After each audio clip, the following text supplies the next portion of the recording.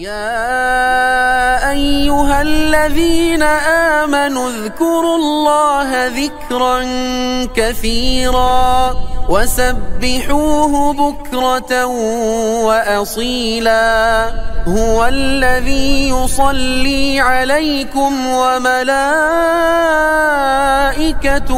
ليخرجكم من الظلمات إلى النور وكان بالمؤمنين رحيما.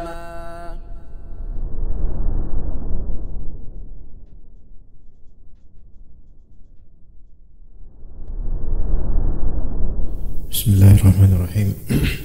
Assalamualaikum warahmatullahi wabarakatuh. Innal hamdalillah nahmaduhu wa nasta'inuhu wa nastaghfiruh wa na'udzu billahi min shururi anfusina wa sayyiati a'malina. May yahdihillahu fala mudilla lahu wa may yudlil fala hadiya lahu. Asyhadu an la ilaha illallah wahdahu la syarika lahu wa asyhadu anna Muhammadan abduhu wa rasuluhu la nabiyya ba'dah. Fa inna asdaqal hadits kitabullah wa khairal hadi hadi Muhammadin sallallahu alaihi wasallam wa syarral umuri muhdatsatuha wa kullu muhdatsatin bid'ah wa kullu bid'atin dhalalah wa kullu dhalalatin finnar. Amma ba'd. Jadi kita lanjutkan kajian kitab Mukhtasar Minhaj Al-Qasidin karya Ibnu Qudam Al-Maqdisi rahimahullah di pasal baru, yaitu tentang adab-adab batin, adab-adab qalbu dalam zakat.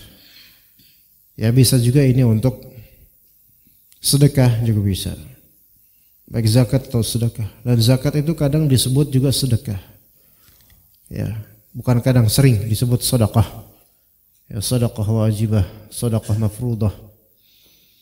Dan di kitab ini memang tidak membahas tentang fikih zakat secara ritual, tetapi lebih membahas ke masalah qalbu dan adab. Karena itulah fungsi dari kitab semacam ini, yaitu tazkiyatun nufus dan semisalnya. Detail adab-adab batin dalam zakat, atau dalam bahasa aslinya di kitab yaitu daqa'iq al-adab al-batinati fi zakat. Kata beliau rahimahullah, i'lam anna ala muridil akhirati fi zakatihi wadha'ifa. Ketahuilah bahwasanya orang yang menginginkan akhirat memiliki tugas berikut dalam masalah adab. Memiliki tugas qalbu. Tugas qalbu ketika membayar zakat. Atau bisa juga sedekah. Ya, al-ula yang pertama, an yafhamal murada minaz zakat.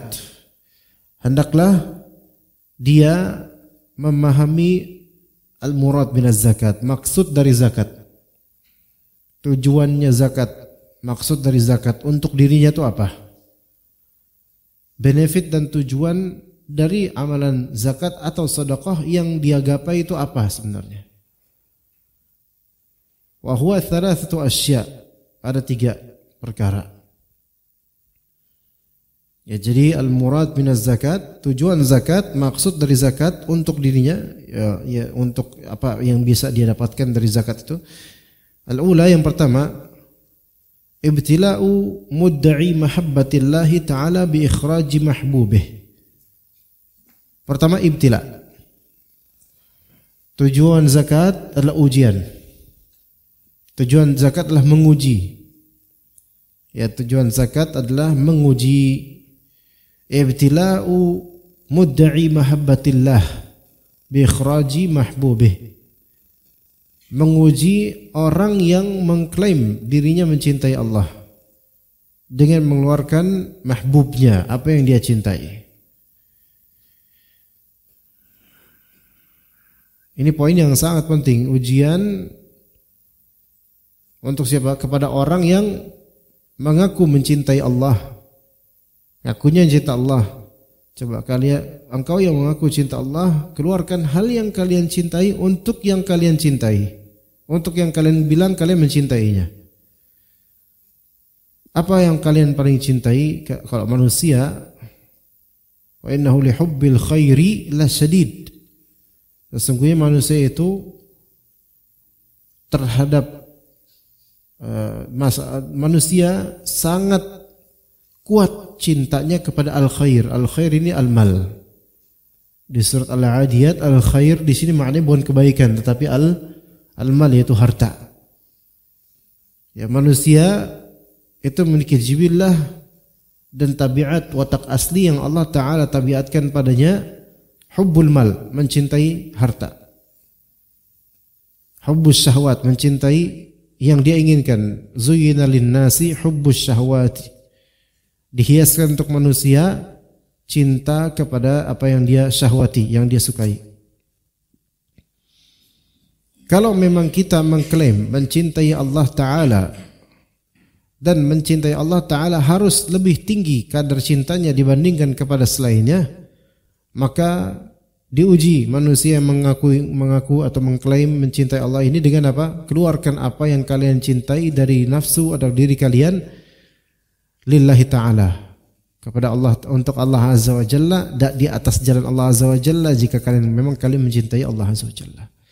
Dan beginilah hakikat dari syariat dan kehidupan. Dan beginilah bagaimana pola kehidupan beragama. Ketika manusia mengklaim dirinya beragama, maka dia akan diuji dengan klaim tersebut. Ketika seorang da'i mengklaim begini begitu dan mengajarkan hal-hal dalam beragama, dia akan diuji dengan apa yang diajarkan sendiri. Ketika kita mengaku beriman, maka kita akan diuji dengan apa yang kita akui itu. Sehingga Allah Subhanahu wa taala Maha mengetahui, dan Allah Taala mengetahui siapa yang hanya kadzib, yaitu berdusta dalam mengklaim, dan siapa yang shadiq, jujur dalam mengklaim sesuatu. Maka zakat itu termasuk ujian bagi sahib al-mal, sahibun nisab, pemilik nisab harta.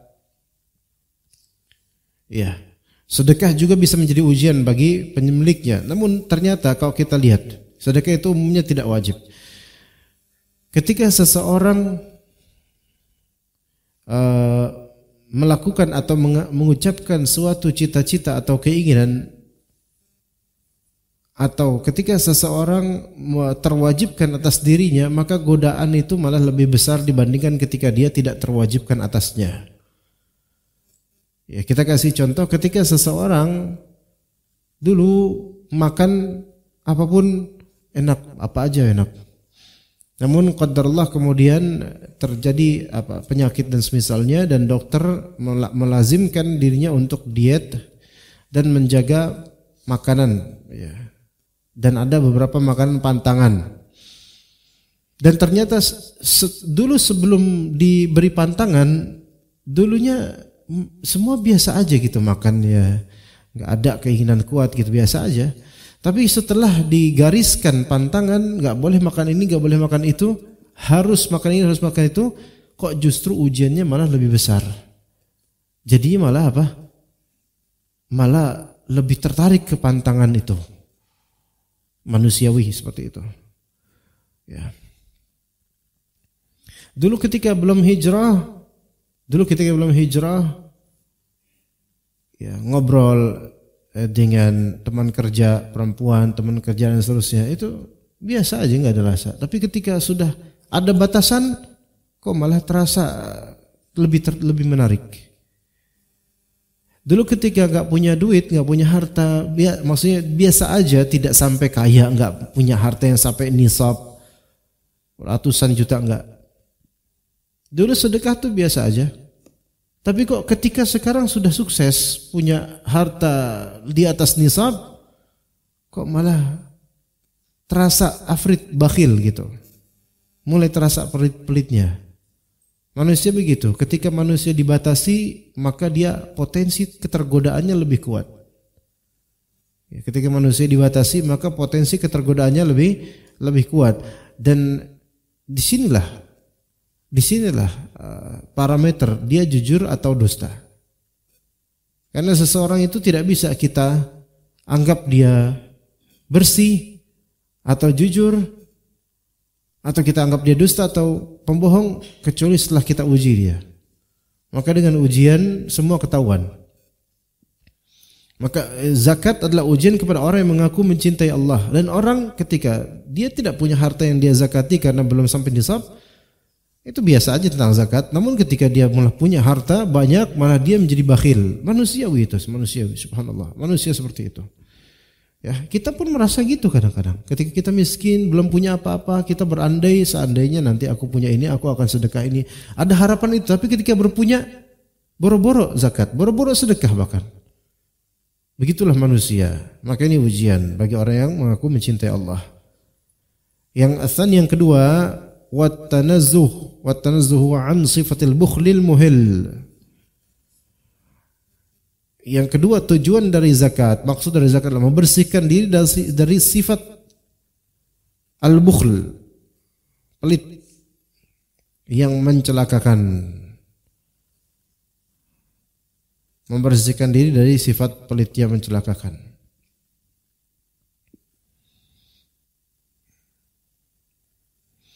Bagaimana kok bisa bukhl, kepelitan itu mencelakakan? Kata Allah Azza wa Jalla, wallahu la yuhibbu kulla mukhtalin fakhur. Allah Subhanahu wa taala tidak menyukai orang-orang yang mukhtal fakhur. Di surat Nisa, bukan mukhtal fakhur. Itu kata Allah Azza wa Jalla, innallaha la yuhibbu man kana mukhtalan fakhura.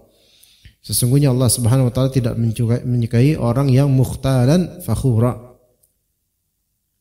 Ya, mukhtal sombong, fakhur sombong. Mukhtal bangga diri, fakhur bangga diri. Tapi bedanya apa mukhtal dan fakhur? Mukhtal dan fakhur bangganya apa? Bedanya apa? Mukhtal sombong bangga, fakhur sombong bangga juga. Bedanya adalah mukhtal itu khuyala, sombong di hay'ah, appearance, penampilan, style, itu mukhtal. Adapun fakhur itu sombong dengan lisannya. Itu bedanya. Ada dua macam sombong, semua kibria, takabur itu sombong, tapi ada yang Allah sebutkan di surat An-Nisa ayat 36, innallaha la yuhibbu man kana mukhtalan fakhura. Sesungguhnya Allah taala tidak menyukai orang yang mukhtal fakhur. Keduanya ini mukhtal fakhur sama maknanya, itu orang sombong dan bangga. Tetapi mukhtal ini sombong dan bangga, dia tidak bicara dengan itu, tetapi dia menunjukkan dengan mobilnya, dengan pakaiannya, ya, itu, dengan lifestyle-nya, dengan gayanya, ini mukhtal. Dia enggak ngomong. Adapun fakhur, dia ngomong. Ya. Maka Nabi SAW mengatakan, silahkan kalian makan, silahkan kalian minum. Ini semua lifestyle. Silahkan kalian berbaju apa, berpakaian apa, min ghairi sarafin wala makhilah, khuyala, mukhtal. Tanpa kalian saraf, yaitu berlebihan, dan tanpa kalian sombong dengan makanan kalian, dengan minuman kalian, dengan berpakaiannya kalian. Jadi kesombongan dan bangga diri itu bisa dengan perhiasan, pakaian, makanan, minuman. Makan-makan mewah, langsung foto di Instagram, kemudian dia-upload. Itu bisa menjadi khuyala, bukan khuyala, kesombongan. Fakhur, yaitu yang suka berbangga diri dengan lisan. Gue, anak gue, siapa dulu bapaknya. Nah, ini fakhur. Ini fakhur. Ya, keduanya tidak dicintai oleh Allah Azza wa Jalla. Dan keduanya termasuk bentuk kesombongan dan ujub. Nah, yang Allah sebutkan di sini mukhtalan fakhura alladzina yabkhaluna wa ya'muruna an-nasa bil bukhl. Yaitu orang yang bakhil dan menyuruh orang-orang supaya ikutan bakhil sama kayak dia. Wa yaktumuna ma atahumullahu min fadlih. An-Nisa 37. Dan mereka menyembunyikan apa yang Allah Ta'ala berikan pada mereka dari keutamaan, di antara zakat. Enggak mau zakat, enggak mau sedekah, bakhil. Makanya orang-orang yang Allah Ta'ala uji dia dengan tidak bisa dan tidak mau bersedekah, tidak mau berzakat, itu rata-rata antum dapatkan mukhtal fakhur. Mukhtal fakhur. Ya. Tidak semua yang bermobil mewah itu tersifati dengan ini, enggak semuanya, enggak. Mungkin di antara kita ada yang mobil mewah dan tetap lancar zakat dan sedekahnya, alhamdulillah berkah. Enggak, tetapi ada orang-orang yang antum lihat dari hay'ah itu apa ya kok Indonesianya? Dia hay'ah itu apa Indonesia? Baju nih hay'ah. Tampilan, ya hay'ah tampilan. Dari tampilannya itu memang ada kesan dia sombong. Ya, mukhtal. Sombong dengan hay'ah, appearance, penampilannya, pakaiannya, tatonya kadang-kadang, piercingnya dan seterusnya. Ya, ini mukhtal. Antum akan dapatkan yang seperti ini bakhil. Beneran, rata-rata gitu. Bakhil. Ya. Ditambah fakhur. Suka berbangga diri dengan lisannya, itu antum akan dapatkan bakhil juga ini orang. Di media sosial suka menampakkan kekayaannya, kemewahannya. Royalnya suaminya gitu misalnya. Anda pernah menemukan yang seperti ini, royalnya suaminya itu. Tapi bakhil. Enggak mau berbagi suami dengan yang lainnya. Ya, mumpung di hadapan anak ikhwan semua jadi senang dengan masalah kayak gini. Ada. Enggak apa-apa, enggak kelihatan kok. Ya. Maksudnya enggak harus begitu. Enggak, maksudnya ada seseorang ummahat yang kayanya minta ampun, tapi yang kaya sebenarnya suaminya. Suaminya kerja di lembaga keuangan lah. Lembaga keuangan ribawi tapi ya. Kemewahan demi kemewahan setiap hari difoto pada rumahnya. Gelas-gelas yang mewah di rumahnya difoto, makanan-makanan yang dia buat dari cake, bread dan seterusnya. Yang versi dia dan versi pegawainya. Wah, itu ini di antara ikhwan pengajian ada nih akhwat pengajian.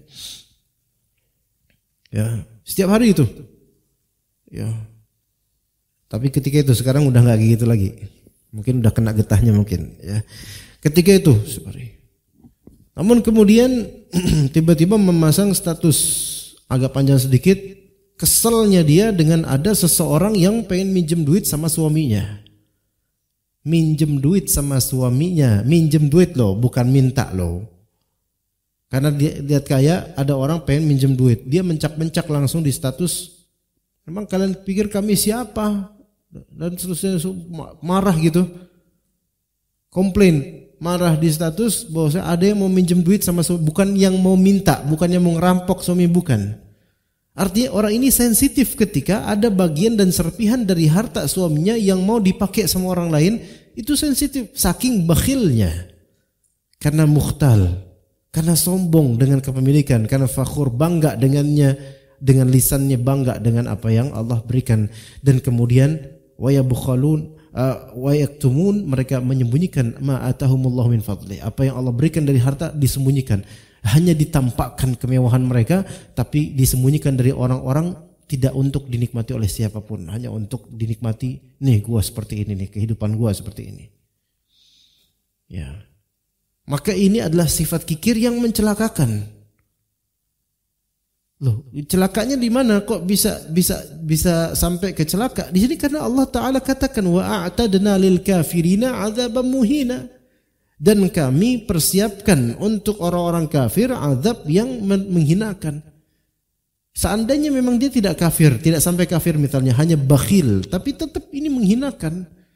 Akan dihinakan oleh Allah Azza wa Jalla di akhirat. Bahkan di dunia juga dihinakan. Kemudian termasuk orang yang mukhtal fakhur juga disebutkan dalam surat An-Nisa ini ayat 38 berlanjutannya, walladzina yunfiquna amwalahum ria'an nas. Mereka yang menafkahi harta mereka namun dengan dasar riya kepada orang-orang. Tuh, aduh, enggak ada benar-benarnya. Ya. Enggak mau bakhil.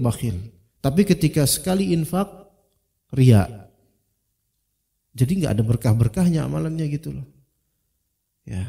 Inilah ujiannya. Ya, jadi zakat yang ikhlas itu membersihkan kita dari sifat kikir yang mencelakakan. Bisa celaka kita dengan masuk neraka. Ya rahmatullah. Kemudian yang ketiga, kata Ibnu Qudamah, maksud dari zakat yang ketiga yaitu syukru ni'matil mal. Mensyukuri nikmat harta, mensyukuri nikmat harta. Subhanallah. Si nikmat harta ini nikmat.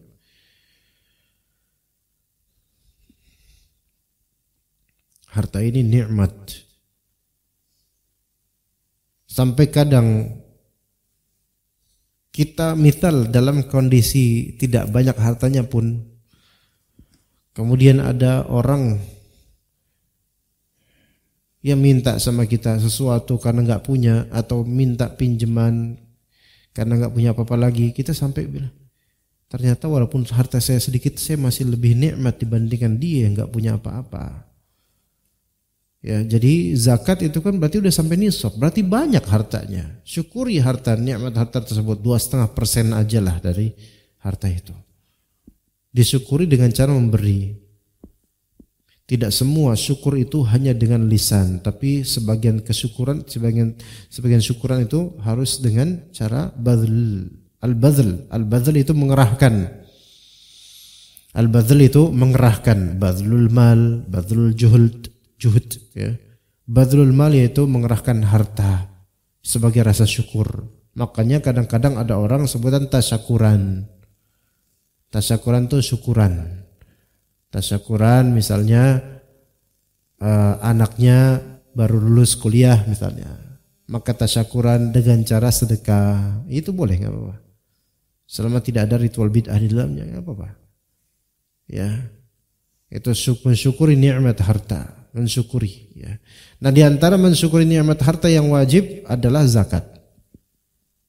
Maka seseorang ketika dia sudah sampai nisab, sudah sampai haul, dan dia tidak mau zakat, padahal dia tahu wajibnya zakat, atau tidak mau tahu zakat, maka orang seperti ini sebenarnya enggak mensyukuri apa yang Allah berikan padanya, dan suatu saat akan hancur hartanya itu. Taib. Kemudian adab-adab zakat berikut lagi, yang kemudian yang kedua, tsani, adab zakat dan sedekah sebenarnya, yaitu di antara adab kalau antum berzakat, al-israru bi ikhrajiha. Kalau bisa membayar zakat secara israr, secara sirri, rahasia. Secara rahasia. Likaunihi ab'ada minar riya'i was sum'ah. Karena membayar zakat secara sirri itu lebih menjauhkan kita dari riya dan sum'ah. Apa bedanya riya dengan sum'ah? Apa bedanya riya dengan sum'ah? Riya berkaitan dengan penglihatan. Sum'ah berkaitan dengan pendengaran. Riya itu supaya dilihat. Sum'ah supaya didengar atau diperdengarkan, itu sum'ah. Riya itu supaya dilihat. Sum'ah itu supaya didengar atau diperdengarkan. Namanya gitu loh. Jadi riya itu supaya dilihat. Oh, dilihat tuh lagi sedekah, lagi zakat itu. Dia lagi zakat. Umumnya jangan seperti itu, ya enggak boleh. Atau sum'ah supaya diperdengarkan namanya. Walaupun nanti ada pengecualian ya. Jadi utamakan sedekah atau zakat tanpa dilihat atau didengar oleh orang-orang. Karena ini lebih menjauhkan dari riya, pamer dengan penampakan bersedekah atau zakat, dijauhkan pula dari sum'ah, yaitu supaya namanya diperdengarkan atau dia didengar bahwa dia sedang zakat. Ya. Masuk gabungan riya dan sum'ah ini yaitu ketika orang meniatkan itu zakat atau sedekah, kemudian dia menjadikannya konten. Ya. Padahal dia tidak ada hajat untuk dengan format seperti itu zakat atau sedekahnya. Jadilah konten, dan tujuannya supaya penontonnya banyak atau supaya dilihat bahwa dia dermawan.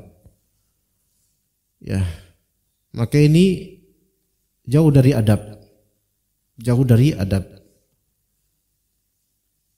Kemudian wa fil izhari idlalun lil faqiri aidha. Sebaliknya menampakkan zakat dan sedekah atau sedekah itu merendahkan orang miskin. Merendahkan orang miskin. Sampai kita mungkin pernah lihat konten video, walaupun ini hanya konten ya. Ketika ada orang menyokong bantuan terus minta di videoin gitu kan.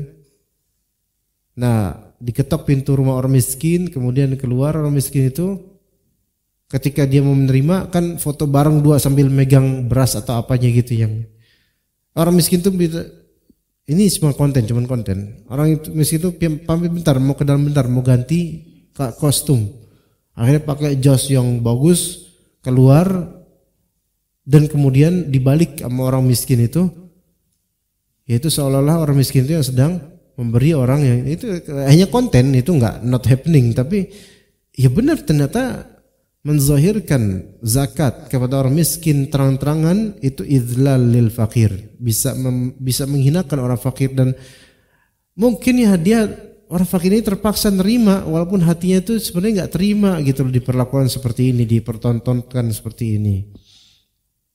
Ya begitu. Ya. Tapi karena ya butuh, ya udahlah terima aja, tapi hati itu rasa berat. Makanya kalau bisa sedekah itu sirri. Zakat sirri kalau bisa. Ya. Namun sini ada pengecualian.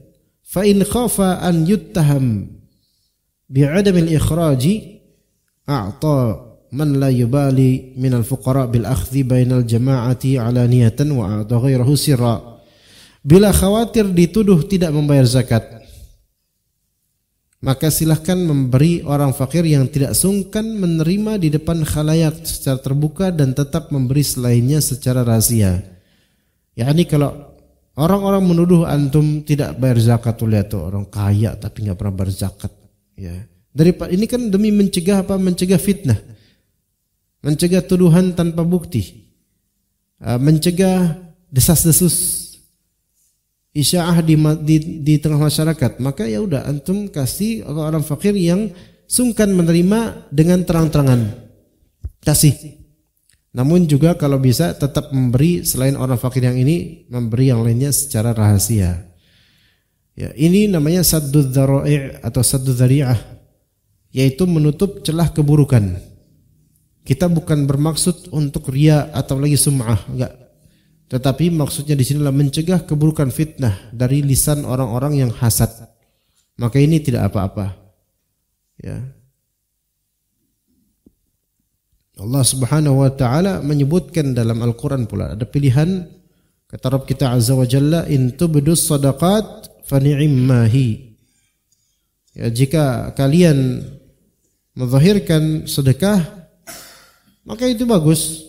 Wa in tukhfuha wa tu'tuhal fuqara fahuwa khairul lakum.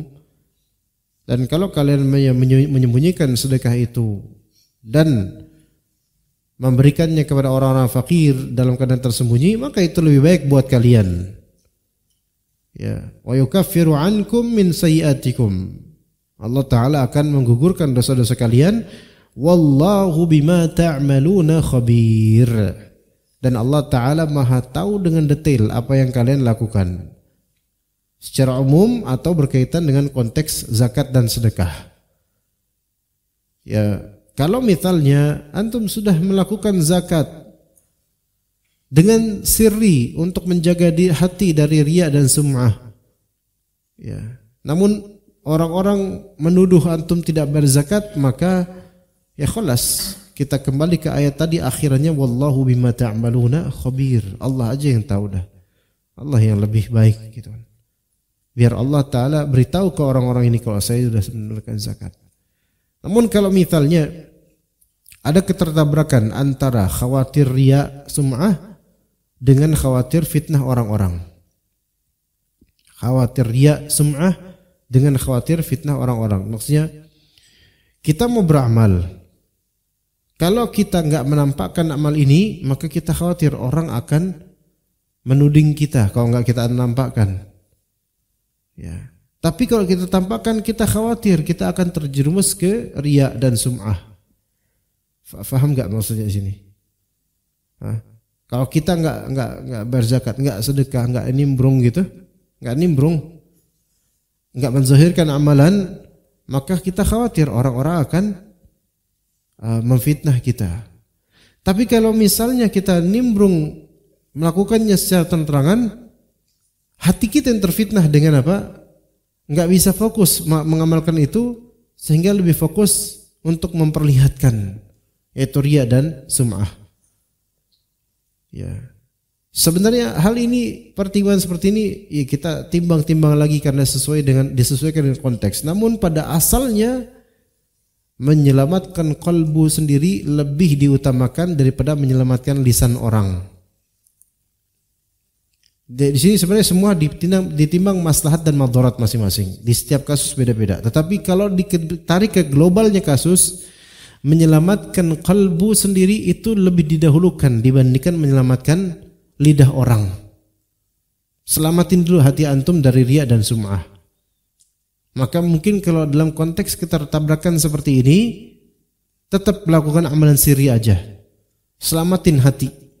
Namun kalau antum pertimbangkan, misal kalau ana fokus nyelamatin hati ana dari riya dan sum'ah, namun kemudian lisan mereka nggak bakal selamat, sehingga kedepannya tetap hati ana nggak bakal selamat nanti dengan ucapan-ucapan mereka, maka baru bismillah lah, ya udah terangkan saja, gitu loh. Ya kadang-kadang tertabrak Pak. Kita misalnya dalam konteks nih ya, kita melakukan suatu amalan apapun itu, antum mungkin bisa tahu contohnya di sini. Belum tergambar di ana bahkan, tetapi sebenarnya ada banyak hal ini. Antum melakukan suatu project dan amalan yang masya Allah baik, tetapi antum berusaha menjaga keikhlasan dengan tidak menerbitkannya di depan manusia, tidak menerangkannya, tidak. Nah kemudian terjadi fitnah pada orang-orang, memfitnah antum bahwa antum tidak melakukan ini, tidak melakukan itu, padahal antum melakukan dengan baik. Ya. Di sini kalau misalnya saya menjabarkan amalan saya, itu tidak akan menyelamatkan hati saya dari riya dan sum'ah atau semisal itu, atau takabur atau ujub. Tetapi omongan mereka ini selalu saja membuat saya makin terfitnah, kesel hati saya. Ya, faham nggak di sini? Maka bisa jadi wallahu alam boleh dia untuk menerangkan dan sambil betul-betul menjaga diri supaya dibatasi dari riya dan sum'ah atau ujub atau takabur dan semisal itu. Ya itu ada contoh-contohnya ada, tapi kok dia hilang dari benak anak, tapi ada ya. Taib. Kemudian yang ketiga kata Ibnu Qudamah al-Maqdisi rahimahullah, wal wadhifa ats-tsalitsah, tugas yang ketiga kata kita mau zakat atau sedekah, la yufsiduha al-mannu wal adha. Jangan sampai dirusak dengan dua sifat ini. Ya. Yaitu pertama al-man dan kedua al-adha. Al-man itu menyebut-nyebut pemberian. Al-adha menyakiti perasaan penerima itu. Al-man dan al-adha, dua ini penyakit sebagian orang yang memberi, yaitu al-man dan al-adha. Al-man yaitu mengungkit, menyebut-nyebut atau mengungkit. Al-adha yaitu menyakiti perasaan orang yang menerima. Ya. Coba kita bahas lebih detail tentang dua hal ini. Al-man dan al-adha, dua penyakit yang ada pada pemberi biasanya. Apa itu al-man? Man, dan ini termasuk hal yang betul-betul dicela ya, al-man itu. Ya.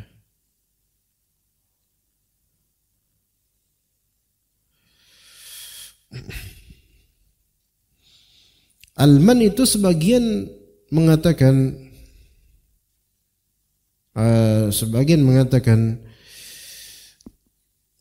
an yadhkural insanu ma yadhunnu annahu an'ama bihi ala akhih, yaitu menyebut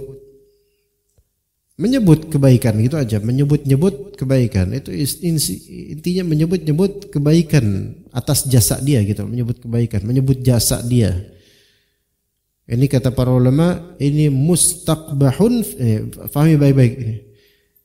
Sikap mengungkit pemberian, menyebut kebaikan, itu perhatikan baik-baik, mustaqbahun fima bainan nas. Itu jelek di kalangan manusia, itu jelek, dianggap jelek. Illa inda kufranin ni'mah, illa inda kufranin ni'mah, kecuali ketika terjadi kufur nikmat. Kecuali ketika terjadi kufur nikmat.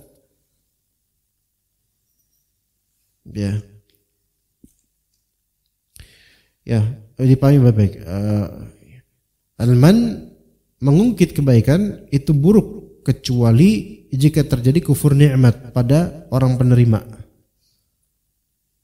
Ya, mengungkit kebaikan, menyebut kebaikan lama atau kebaikan sebelumnya itu buruk kecuali jika terjadi apa? Kufur nikmat pada diri si penerima. Ini suatu fikih yang perlu kita tahu.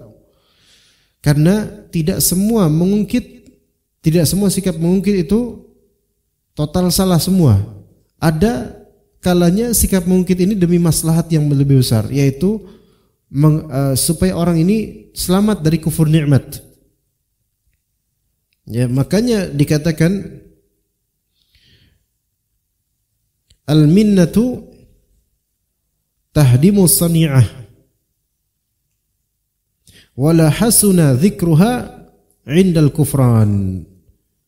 Sikap mengungkit itu menghancurkan amalan. Sikap mengungkit menghancurkan amalan, menghancurkan sedekah. Namun mengungkitnya itu lebih baik ketika terjadi kufur nikmat.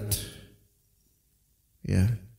Atau dikatakan oleh sebagian ulama, idza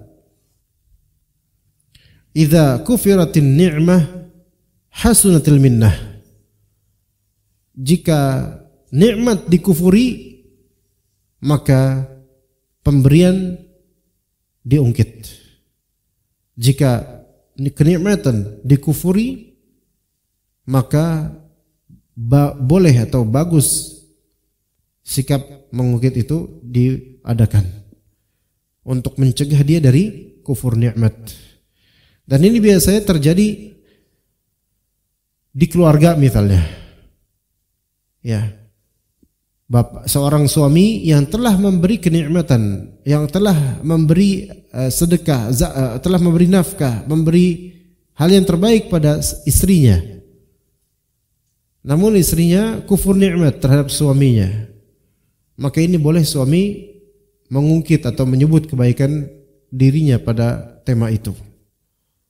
Dan bisa juga sebaliknya. Karena kufur nikmat itu bukan hanya terjadi pada perempuan saja, laki-laki pun bisa kufur nikmat dalam kebaikan istrinya, bisa. Maka istri boleh juga mungkin, kan aku sudah berusaha gini mas, kenapa kok mas enggak merespon dengan gimana, dan itu bisa. Begitu pula dengan anak, ya, dengan anak. Kan aku sudah membiayaimu, bapak sudah biayain sekolah kamu, kok kamu malah jadi seperti ini sekarang? Itu bisa. Karena dengan kamu kok malah bolos-bolosan, kan sudah bapak biayain. Maka ini bolos kufur nikmat. Ya, maka boleh bapak mengungkit, dan anak enggak bisa berhujah, bapak enggak boleh gitu pak, itu namanya al-man. La tubtilu shadaqatikum bil manni wal adha. Tuh anaknya ngomong kayak gitu ke bapaknya. Bapak itu tukang sate, anaknya sate santri, ya. Ya, maka anaknya malah menceramahi bapaknya. Ini anaknya salah, dia menempatkan dalil tidak pada tempatnya. Ya. Begitu. Jadi sikap mengungkit terhadap pemberian itu diperbolehkan dalam dua konteks. Ya, sikap mengungkit terhadap pemberian atau menyebut-nyebut pemberian diperbolehkan dalam dua konteks. Yang pertama, jika terjadi kufur nikmat. Yang kedua, jika terjadi pelanggaran hak. Ya gitu. Yang pertama, jika terjadi kufur nikmat. Dan yang kedua, jika terjadi pelanggaran hak. Ya, kalau orang tua punya hak untuk ditaati, ya, maka boleh orang tua untuk apa? Mengungkit kebaikan dirinya. Bapak itu sudah baik sama kamu, kamu sekarang nggak mau taat sama bapak. Bisa gitu. Itu boleh. Karena saya punya hak untuk ditaati olehmu. Gitu. Ya, jadi mengungkit itu diperbolehkan di dua kondisi saja, yaitu ketika terjadi kufur nikmat oleh penerima, gitu loh. Adapun kufur nikmat orang lain itu beda urusan.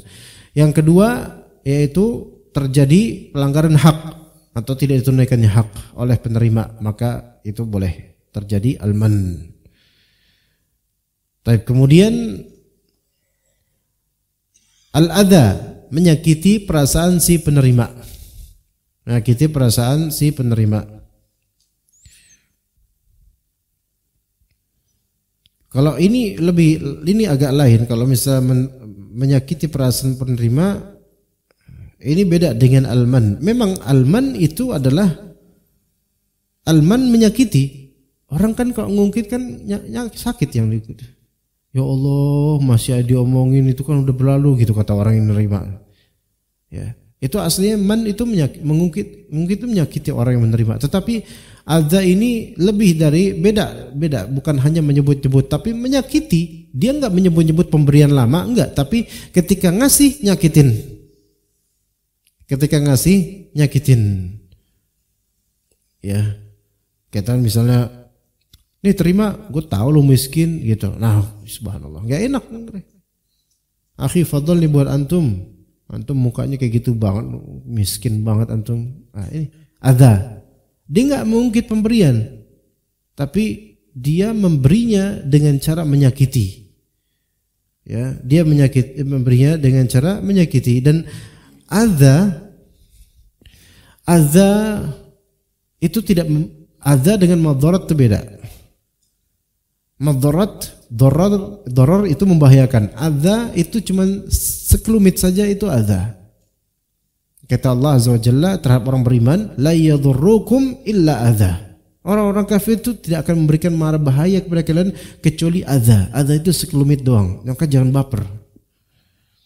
Adza itu hanya kecil. Jadi kecil. Maksudnya kalimat yang mungkin selentingan kecil, tapi itu menyakiti perasaan si penerima, maka itu dilarang.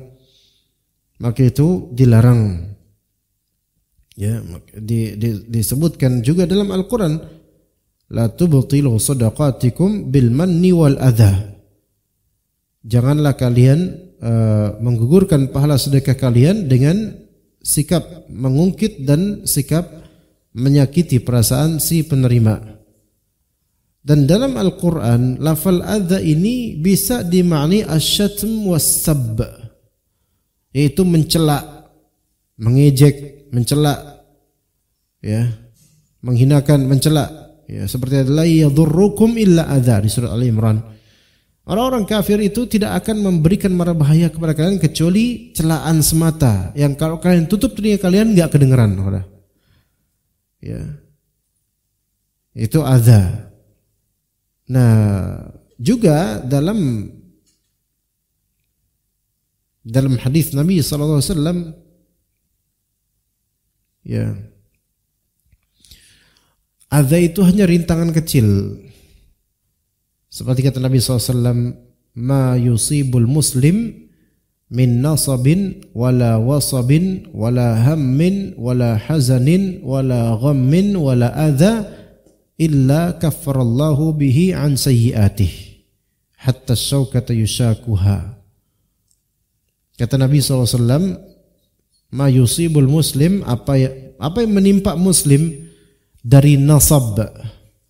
Nasab itu apa? Keletihan namun sifatnya sementara, capek sementara. Nasab. Wala wasab. Wasab itu keletihan yang berlarut seperti penyakit yang lama, punya penyakit dalam yang lama, itu wasab. Ya. yang berhari-hari itu wasab. Kalau nasab itu cuma sementara, kayak antum letih ketika kajian ba'da subuh antum capek, nah itu nasab, terus sampai tidur, kemudian di belakang sana terus tidurnya sampai pakai sutroh kayak gitu, naruh tangannya seperti itu, nunduk, itu nasab sementara, keletihan yang sementara. Enggak apa-apa, biarkan beliau khusyuk. Ya. Maka itu nasab. Wasab itu keletihan yang jangkauan lama. Penyakit meletihkan, kondisi ekonomi yang meletihkan lama, larut. Kemudian wala ham yaitu ham itu adalah kekhawatiran akan masa depan. Kemudian hazan yaitu kesedihan akan apa yang berlalu. Wala gham yaitu kebingungan. Gham itu seperti awan-awan, bingung gitu. Awan kita tuh kayak misalnya sesuatu yang berawan gimana sih? Kita kan mendung gitu, nggak tahu di balik itu apa gitu itu gham, yaitu bingung gimana gitu keadaan gitu. Ya. Kemudian wala adza, dan tidak pula kalau ada adza, rintangan kecil. Illa kaffarallahu bihi an sayyi'atihi, kecuali pasti Allah Ta'ala gugurkan dari dosa-dosa orang yang terkena ini. Adza di sini ada dua makna. Imma makna adalah semua dari yang tadi disebutkan, penyakit, keletihan, kesedihan akan masa depan, akan masa lalu, atau kebingungan atau kekhawatiran masa depan, itu semua adza dalam hidup. Tapi adza juga bisa dimaknai yaitu selentingan kecil dari apa yang membuat antum tuh tersakiti, itu adza. Maka bagi seorang muslim semua ini akan menggugurkan dosa. Walaupun muslim itu enggak sabar dengan apa yang tadi disebutkan tadi, tapi Allah gugurkan dosanya. Hatta saukata yusakuha, sampai Rasulullah sampelkan dengan yang paling minor deh, yaitu apa? Saukah, yaitu duri kecil. Ya, saukah ini menunjukkan satu duri kecil yang dia kena gitu, cek gitu, paku payung kecil atau duri kecil, atau kena nginjak putri malu dan kena durinya kecil misalnya, itu aduh. Nah, itu dapat penghapusan dosa. Ini. Nah, tadi kembali ke syahidnya dalam hadis ini ada, yaitu rintangan kecil. Artinya di sini kalau kita relasikan, jangan rusak sedekahmu dengan rintangan kecil yang kamu berikan pada orang yang menerima. Termasuk merusak sedekah adalah yaitu rintangan kecil, termasuk apa? Ada di sini termasuk apa? Yaitu mempublish, antum ngasih ke dia. Nih, dikasih, difoto, dimasukin Instagram atau Facebook, kemudian di like banyak orang. Jangan. Kalau orang itu merasa sakit gitu hatinya, walaupun dia nerima tapi sakit. Iya, sedekah dia terima, zakat dia terima, tapi pahala Anda bisa gugur karena nyakitin dia. Dia nerima sembari harga dirinya itu dihancurkan. Dia nerima karena butuh, bukan dia terima karena legowo, dia terima karena butuh. Dan dia enggak terima harga dirinya seperti itu, maka itu bisa menjadi adza dan kholas. Sah sedekahnya, tidak ada pahalanya, atau bahkan dapatnya dosa walaupun sah sedekah dan sah zakatnya. Begitu.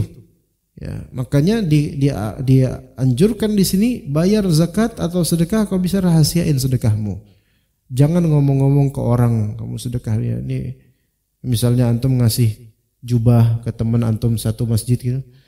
Ya, terus pas dia sampai ke masjid suatu ketika datang ke masjid, antum tahu ini jubah yang antum kasih. Terus antum ngomong di depan orang-orang, "Wah, akhirnya dipakai juga jubah dari aneh," gitu. Dia kan ngerasa, ya dia omongin kan. Masih bagus gak jubah dari aneh? Bagus kan? Cocok gak itu pun ikhwan yang lain? Kan gak enak tuh. Ya dipakai, dia omongin lagi, ketahuan dah saya dikasih nih jubah ini. Ya. Belum lagi yang lain bakal cemburu. Loh, aneh kok gak dikasih gitu kan. Nah, mulai itu. Ya. Jadi hal-hal seperti ini memang kesannya itu kecil. Tetapi ternyata itu yang membuat orang tersakiti sehingga rusak amalannya. Begitu. Taib. Yang demikian itu karena bila seseorang melihat dirinya telah berbuat baik pada orang miskin, berjasa atasnya dengan pemberiannya. Ya, orang kadang merasa berjasa, dia itu bebas ngomong. Karena saya kan berjasa. Ya, maka tidak tertutup kemungkinan hal tersebut terjadi pada dirinya. Ya, gini, ketika kita berbuat ihsan pada orang miskin, kita harus juga ngajak loh. Ya, karena bisa aja kita suatu saat miskin. Tapi seandainya seseorang merenungi, niscaya dia akan tahu bahwa ternyata orang miskin itu telah berbuat baik kepadanya dengan menerima hak Allah ya bagi orang yang berzakat merupakan pembersih. Jadi antum berzakat padanya. Orang miskin ini alhamdulillah bersyukur, berterima kasih. Tapi kalau antum renungi, dengan orang miskin ini menerima zakat antum, itu telah berbuat baik pada antum. Telah berbuat baik pada antum. Karena apa? Karena kan zakat ini kan membersihkan diri antum. Dia menerima pembersihan itu, serta benefitnya kembali ke antum. Coba kalau nggak ada orang miskin yang mau menerima zakat antum, bingung antum. Gitu. Ibaratnya juga kayak misalnya Anda sebagai dai ustaz. Kan umumnya kan kita tahu ustaz lah yang berbuat baik kepada jemaah, betul. Tetapi jemaah itu juga berbuat baik kepada ustaz. Dengan apa? Antum hadir aja udah baik. Walaupun tidur. Tadi yang tidur situ siapa sih? Antum. Yang tidur di situ antum.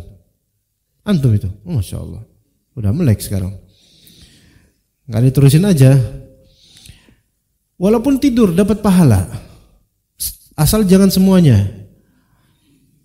Itu di majelis ilmu seperti ini, talibul ilm, hadirin, itu sebenarnya udah membantu sang dai atau ustadz untuk mendulang pahala, berbuat baik sama ustadz. Bahkan antum berjuang untuk mata itu supaya tidak sepet, dinin, nggak ngantuk, itu perjuangan antum, itu berbuat baik kepada ustadz lah itu. Iya, betul. Sang ustadz berbuat baik kepada antum dengan mentalkin ilmu, itu ya, itu masyhur ya, semua tahu. Tapi kontribusi panitia dan kontribusi jemaah hadir dengan berusaha untuk menghilangkan kantuk dengan mata digini-giniin, bahkan wudhu sebentar, bahkan ada jemaah yang nyubit-nyubit dirinya supaya apa? Itu saran Anda Pak, kalau mau nggak ngantuk makan cabai pas kajian, gitu, cabai yang pedes itu insya Allah hilang ngantuknya, insya Allah hilang. Yang ada emosi dikit tapi ngantuknya hilang, insya Allah. Coba beneran tuh. Ya emosi, mulai temperamen gitu kan, ngeliat ustadznya mulai kesel gitu, itu nggak bakal tidur insya Allah. Apalagi kalau cabai itu ditaruh di mata, itu insya Allah susah tidurnya. Ya, nah, Syekh Abdul Karim Al-Khudair, hafizahullah, seorang ulama besar di Saudi Arabia, itu beliau mengajar tafsir Al-Qurtubi sampai 22 tahun atau 25 tahun selama itu ngajar rutin tafsir Al-Qurtubi. Ya. Dan ketika diinterview ditanya oleh para tulab gitu loh, gimana kok Syekh kok bisa istiqamah? Apa prinsip beliau itu gimana? Saya justru merasa sayalah yang butuh kepada para penuntut ilmu, kata Syekh ini. Iya betul, penuntut ilmu butuh pada ilmu, betul. Tapi saya butuh kepada mereka.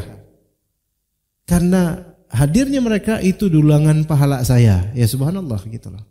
Hadirnya mereka, jadi orang-orang yang datang ke kajian itu sebenarnya menyumbang pahala, dengan izin Allah menyumbang pahala ke ustadznya. Semakin banyak mereka datang, semakin banyak insya Allah pahala supaya ustadznya ikhlas. Begitu pula kalau kita bersedekah dan berzakat. Sebenarnya antum sedekah sama orang yang nerima ini dia membantu antum untuk dapat pahala. Gitu loh. Coba mikirnya kayak gitu, jangan mikir secara objektif. Secara subjektif aja gitu loh.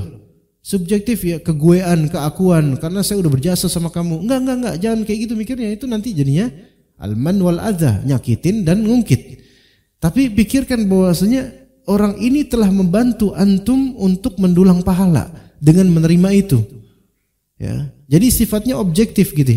Objektif di sini yaitu orang ini telah berbuat baik juga pada antum. Di samping itu, Bila dia menyadari bahwa pembayaran zakatnya merupakan wujud syukurnya atas nikmat harta, maka tidak ada lagi jasa baik darinya kepada orang miskin. Ya, kalau misalnya nih kita sadari, saya punya duit banyak, alhamdulillah. Wah, nih kebanyakan duit saya bersyukur pada Allah atas nikmat harta ini. Sebagai perwujudan syukur saya akan ngasih ke fulan yang fakir. Orang ini fakir, saya kasih misalnya 500.000. Ya. Kalau memang antum memberi 500.000 itu dalam rangka bersyukur kepada Allah, maka hakikatnya antum udah nggak punya jasa lagi pada orang fakir ini. Antum tidak berjasa. Karena apa? Karena yang antum lakukan hanyalah suatu syukur kepada Allah Azza wa Jalla, bukan suatu derma kepada dia. Apalagi orang yang fakir yang menerima 500.000 ini, dia akan mendoakan antum dan menerima, sehingga dialah yang membantu antum untuk mendapatkan keberkahan harta dan juga ganjaran pahala. Ya, maka tidak patut kita merendahkan orang fakir karena kefakirannya dengan mengatakan, miskin banget sih lo, nih, gitu. Enggak. Ya, karena keutamaan atau kemuliaan bukan dengan harta, dan keutamaan tidak akan berkurang karena tidak ada harta. Subhanallah. Keutamaan, kemuliaan seseorang itu bukan dengan hartanya, kecuali bagi masyarakat yang matre atau yang materialistis atau yang cinta dunia, maka kemuliaan itu dilihat dari hartanya. Kita ini dan Anda melihat dakwah sunnah ini jangan sampai seperti itu, walaupun berapa konteks di dakwah sunnah Jakarta ini ada yang kayak gini gitu loh. Tapi hindari yang seperti itu. Yang Anda lihat dakwah sunnah itu Masya Allah. Antum Pak, kalau misalnya dakwah di kubu lain, ustaz kalau pakai sarung yang mereknya ternama itu dicium bolak-balik tangan antum. Anda dulu punya sarung mahal dengan merek yang besarnya subhanallah ya gitu. Kemudian Anda isi kajian di suatu masjid yang DKM-nya itu Ahlus Sunnah wal Jamaah versi singkatan. Ya, pas Anda ke sana ada imamnya itu orang tua yang ya termasuk kiai situ. Ketika melihat sang ustadz itu sarungnya sarung mahal, Anda langsung dicium tangannya oleh beliau. Dicium orang tua loh ini. Anda sampai, Bapak jangan Pak dicium tangan Anda. Anda dikira wali atau apa. Padahal ketika itu anak Anda belum sekolah. Jadi Anda bukan wali murid, bukan wali apa. Anda dicium tangan. Orang tua Anda kan gak enak Pak. Anda waktu itu lebih muda daripada sekarang. Ya. Dicium tangan bolak-balik. Sampai sekarang masih muda nah, enggak, ya kan? Kan enggak enak karena apa? Kata teman-teman juga ngeliat ikhwan-ikhwan ini, teman-teman yang driver dan teman-teman liputan, ketika itu peliputnya belum orang-orang ini, peliputnya masih ikhwan lain. Ya sampai antum sisat pakai sarungnya sarung mahal. Kan kalau bagi mereka itu kalau sarungnya brandnya itu khusus, itu udah makomnya beda. Karena dari dulu tuh ada tradisi, ada sarung-sarung khusus yang motif dan mereknya itu hanya untuk kiai khas, namanya kiai khas. Kiai khas, udah kiai khusus lagi. Maka eksklusif pakaiannya. Wah, Masya Allah. Itu didakwah di kubu yang mereka itu. Begitu, dihormatinya dari apa? Pakaiannya, dari namanya. Tapi kalau kita kembali ke dakwah sunnah Jabodetabek ini, apalagi yang di kampung-kampung itu nggak ngelihat dari pakaian, maksudnya ya udah kayak gini. Anda pakai sarung kotak-kotak aja, antum Masya Allah, antum. Anda pakai sarung yang 2 jutaan, antum biasa aja, karena nggak tahu harganya. Anda pakai sarung yang 50 ribuan, biasa sama bagian itu. Ini ya keberkahan dakwah sunnah sini. Anda bisa membedakan Pak, karena Anda pernah mengalami itu. Dakwah di, maksudnya kajian yang ternyata di samping masjid ada kuburannya, kemudian Anda nggak tahu, kemudian itu bawa kameramen lagi ketika itu. Ternyata kajian ummahat semua, dan Anda kemudian disandingkan dengan ustazah ummahatnya. Anda nggak tahu itu. Itu kajian-kajian yang waktu Anda lewat Cilit di Kalibata, Anda lewat Cilitan sebelum ke Jambul itu kan ada suara emak-emak tuh jam 9 di toa itu, bacaan-bacaan gitu loh. Hari Rabu biasa tuh. Ya, terus dibecanin sama driver gitu. Saat jangan kajian antum Ustaz. Oh, enggak mungkin lah kata Anda, mana ada kajian sunnah kayak gitu. Ternyata emang enggak sunnah sama sekali. Ternyata makin dekat dengan titik Google Map itu kok makin santer suaranya nih, makin dekat suaranya. Jangan ini ternyata ke gang titiknya pas di sini lah. Ummahat lagi pada ngumpul. Syukur nggak pakai rebanaan. Terus habis itu anak datang, Ustadz datang gitu kan. Masih pada bacaan tuh. Nyanyian ini tahlil gitu. Anak nggak boleh disuruh masuk dulu, harus di luar dulu, di teras masjid dulu. Karena nanti kalau udah selesai bacaan baru masuk. Nah, supaya apa? Supaya pas masuk mereka kan selesai bacaan. Masuk itu supaya gimana ya? Disambut gitu, kayak diliatin sama semua ummahat gitu. Masuk ada jalur tersendiri itu jalan gitu. Itu pengalaman pertama dan terakhir, mudah-mudahan enggak mau trauma masuk. Terus disuruh duduk, di bawah duduknya ada bantal sedikit. Kajian di sini ustazah. Ini sampingnya ustazah mereka gitu, ustazah majelis taklim mereka. Gak enak banget ini ya Allah. Terus ini lagi anak bawa kameramen aja itu mungkin karena dia resign setelah itu, mungkin gara-gara itu kali ya. Berapa bulan kemudian resign, bukan karena itu. Dia lucu aja itu, ngeliat yang lucu aja. Anak kayak di prank gitu. Kameramen berdua doang, ini laki-laki berdua doang, itu sih ummahat. Kemudian kajian setengah jam itu mereka udah risih. Ada tanya jawab, pertanyaannya dari ustazahnya, pertanyaan yang sebenarnya ya Allah ini pertanyaan bukan karena ustazahnya juga nggak tahu jawabannya, tapi ini pertanyaan sangat ringan sekali gitu loh. Sampai anak pikir Islami belajar apa ini orang-orang tentang puasa kan, kita ini tentang puasa di Matan Abi Syuja Fikih Syafi'i gitu kan. Setengah jam itu mereka udah mulai kayak gusar. Apa nih? Terus ada selebaran kertas. Pak Ustadz maaf masih banyak bacaan. Oh iya masih banyak yang saya baca nih Bu, ada berapa lagi? Ngerti nggak maksudnya masih banyak bacaan? Masih banyak wiritan setelah majelis. Artinya Ustadz cepetan apa? Kita nih masih banyak harus dibaca gitu maksudnya. Anda nggak paham. Jadi sebenarnya mereka tuh udah start sampai sini aja. Kita soalnya masih banyak yang harus dibaca, diwiritin gitu. Anda nggak paham ke situ. Dikira bacaan di sini adalah bacaan dari kitab yang Anda pegang. Maaf Ustadz, masih banyak bacaan nih gitu. Anda jelasin, iya Bu masih banyak nih bacaan. Makin itu dia, mereka makin kecewa. Ya orang salah paham, Anda nggak tahu itu, ya kan? Lalu kok Anda membaca gelagat mereka makin ini, apalagi mereka sudah masing-masing di depan mereka itu udah ada plastik dengan nasi bungkus dan ini, wah panas Bung nih kayaknya nih, pasukan nasi bungkus juga ini kayaknya nih, udah ada nasi berkat ini, ya udah gusar gitu, ya udah Anda cepat-cepat pamit habis itu, ya subhanallah, ya tapi kenapa Anda kok cerita sampai ke situ ya? Ya artinya ya penampilan itu kalau di dakwah sunnah itu antum ngeliat ustadznya biasa aja, pakai baju biasa aja, baju koko biasa, itu sudah diterima ilmunya gitu loh. Bahkan kalau pakai terlalu glamor itu kadang-kadang teman-teman nyunah itu kurang ini. Karena yang terpenting bagi kita itu apa sekarang? Ilmunya gitu loh. Dan contoh amalnya gitu, udah itu aja. Kita nggak nyari apa dari ustadz ini gitu loh, nggak nyari mereknya, nggak nyari brandnya, nggak, kecuali yang memang mau ke dunia ya, wallahu alam seperti itu. Tapi alhamdulillah. Ya, jadi keutamaan kuliah bukan dengan harta, dan keutamaan tidak akan berkurang karena tidak ada harta. Sebagian ustadz miskin tapi ilmunya tinggi, maka itu lebih terhormat di kita, alhamdulillah. Ya, mungkin itu yang bisa Anda sampaikan dari materi. Ada pertanyaan enggak Pak Aldo kira-kira? Dari gelagatnya, fadhal. Fadhal.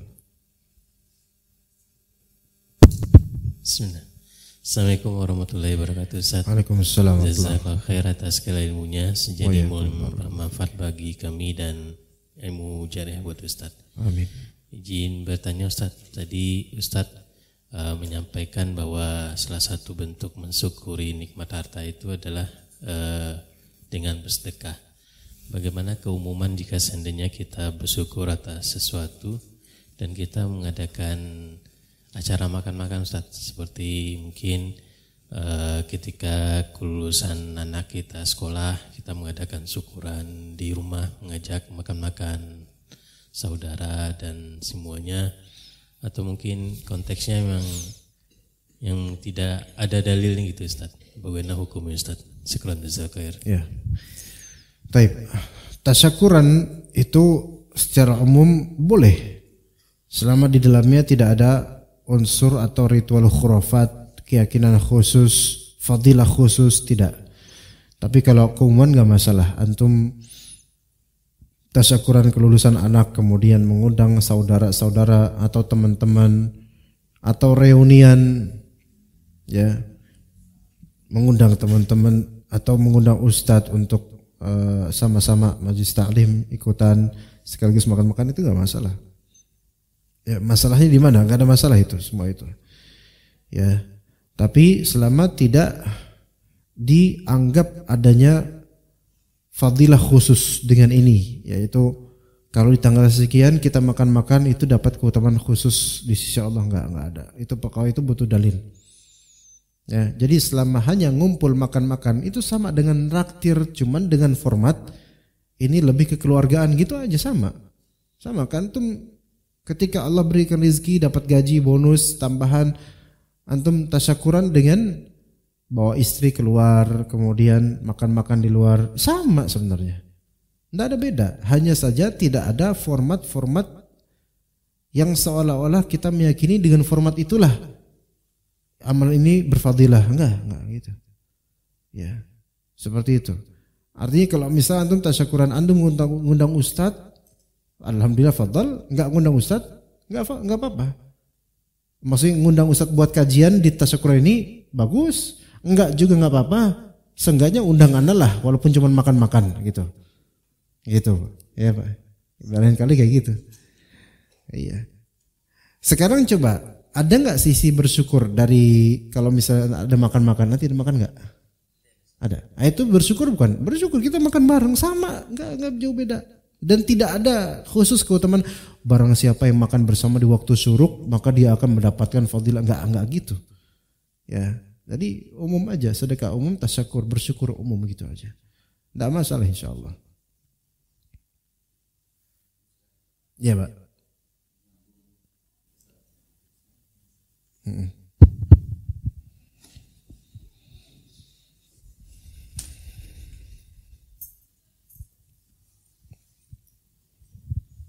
Baik, menyambung dalam hal itu Ustadz, bagaimana halnya kalau menyangkut masalah ulang tahun? Karena udah mencapai umur sekian sehingga kita bersyukur dengan mengajak kawan-kawan makan-makan, contohnya seperti itu Ustadz. Terima kasih.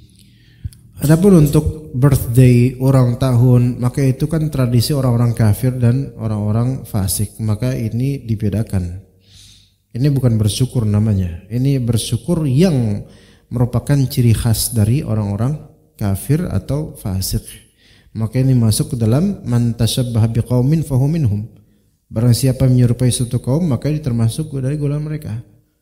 Gitu. Maka segala sisi tasyakuran karena hari lahir itu tidak ada dalam Islam, karena masuk dalam bentuk menyerupai kekhususan orang-orang kafir dan fasik. Maka ini tidak termasuk tasyakur yang syar'i dan tidak boleh dengan metode apapun, karena akarnya itu adalah penyerupaan terhadap orang-orang kafir. Enggak boleh sama sekali. Gitu. Walaupun cuman makan-makan kebuli doang. Enggak, karena akarnya adalah merayakan ulang tahun. Ya, ini sama sekali enggak ada bolehnya kalau ini mah. Gitu. Kalau misalnya mensyukuri lulusnya anak dari sekolah atau kuliah, ini bukan suatu hal yang notabene orang-orang kafir atau identik dengan atau merupakan bentuk penyerupaan orang kafir, enggak. Kayak graduation, wisuda, itu kan termasuk tasyakuran sebenarnya. Ya enggak? Pasti wisuda itu kan ada kumpulan, ada makan-makan, kadang ada makan-makan juga. Itu semua tasyakuran akan lulusnya ini. Bahkan TK sekarang kan wisuda, TK bersyukur itu. Bahkan TKA lompat ke TKB ada wisuda, bayar lagi orang tuanya. Subhanallah, ada aja ya kerjaan ya gitu. Makan-makan, ya itu bisa tasyakuran, dan itu tidak ada kaitan dengan kekhususan orang-orang, kebiasaan orang kafir. Jadi nggak masalah. Nggak masalah dari segi pembolehannya, tapi masalah dari segi ekonominya mungkin itu beda ya. Gitu Pak ya. Ya yang tadi ulang tahun itu enggak. Terus announcement atau yang perusahaan, tasyakuran perusahaan itu enggak apa-apa. Selama di dalamnya tidak ada maksiat. Cuman kan masalahnya kalau perusahaan biasanya terjadi ikhtilat. Nah itu madarat di situ. Beda kalau perusahaan anniversary ya kayak gitu-gitu. 10 tahun perusahaan ini berdiri gitu. Ya kita bersyukur. Itu enggak apa-apa bersyukur seperti itu. Dikasih makanan halal, makannya enggak apa-apa. Tapi kan muskilahnya bukan di situ kok itu mah. Campur baur gitu kan. Ntar ada nyanyi-nyanyi, nah itu yang masalahnya. Gitu. Ya. Oke? Ya, cukup insyaallah sampai sini. Barakallahu fikum jami'an. Wassallallahu ala nabiyyina Muhammad wa ala alihi wa sahbihi ajma'in. Subhanakallahumma bihamdika asyhadu an la ilaha illa anta astaghfiruka wa atubu ilaik. Assalamualaikum warahmatullahi wabarakatuh.